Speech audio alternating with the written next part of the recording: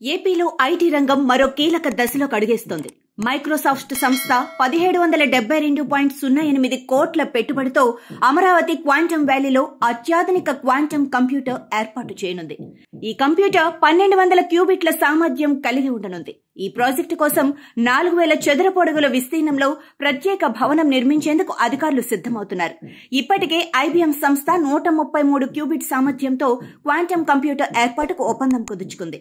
Quantum వ్యాలీపై దేశీయ, అంతర్జాతీయ సంస్థల ఆసక్తి పెరుగుతోంది.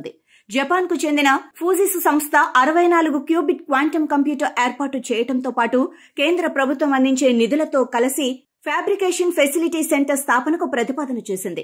ప్రభుత్వం 90 లక్షల చదరపు అడుగులలో మౌలిక సదుపాయాలు కల్పించాలని నిర్ణయించింది. ఎల్ఎన్టీ రూపొందించిన ఐకానిక్ టవర్ పూర్తయ్యాక 40,000 చదరపు అడుగుల తక్షణం అందుబాటులోకి రానున్నాయి. అమరావతి క్వాంటమ్ వ్యాలీ దేశంలో క్వాంటమ్ పరిశోధనలకు ప్రధాన కేంద్రంగా ఎదగనుంది.